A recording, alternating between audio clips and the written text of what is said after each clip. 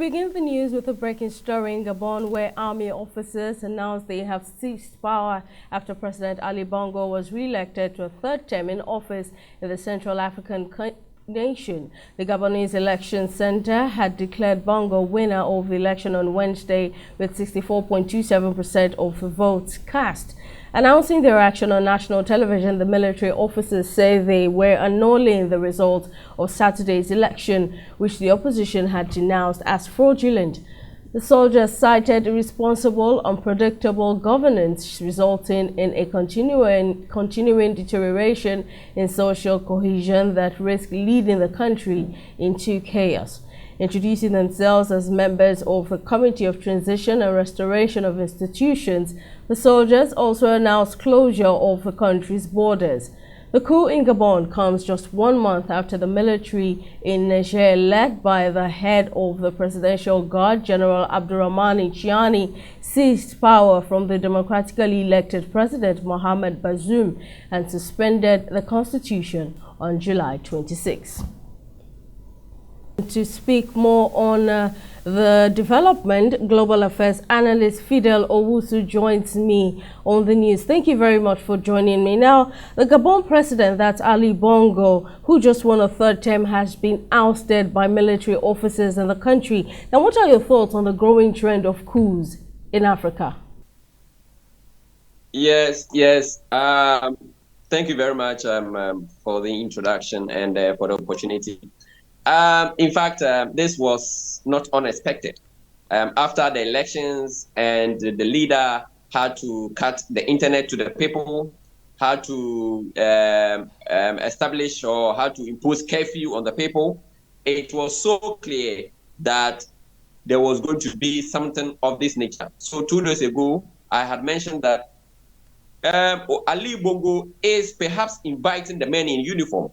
And so this morning, when we heard this, it wasn't so surprising. The only thing is that it is adding up to the list of countries being ruled by junta and the military. And that is very unfortunate, looking at the fact that after the post-Cold War era in the early 90s, Africa had moved towards democratic dispensation and the participatory democracy.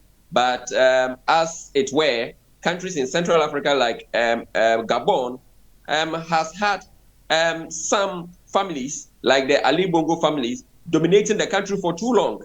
Since independence, the country has had only 3 substantive leaders, and 2 of them happen to be from the same family, Ali Bongo and his son. And this does not augur well for democracy.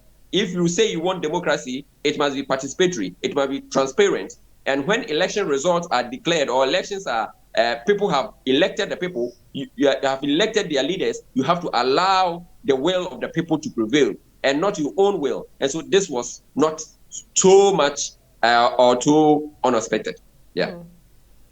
All right, now your response brings me to my next question. Now, the Gabon coup comes just 1 month after the coup in Niger. Now, should other African countries still practicing democracy be worried? Yes, that is the kind of democracy that we are talking about. Is it that is dependent on the person's whims and caprices, or it is the one that makes sure that the people's will are adhered to, or whatever the people choose they are given? So it depends. If you define democracy as elections, then you may be mistaken, because elections, as we have seen in Africa, can always be manipulated. And so you keep manipulating elections, the people will rise. And when the people rise and you're suppressing them, the soldiers will always have an excuse to intervene. So if you take the coups in Guinea and Gabon, they look similar. That is, leaders who do not want to leave the scene, leaders who have tweaked constitutions to stay on. But if you take the one in Burkina Faso, Mali, and Niger, that are also a different category. In that instance, we had leaders already placed, and the military trying to use security or insecurity problems in these countries as a justification to take over power.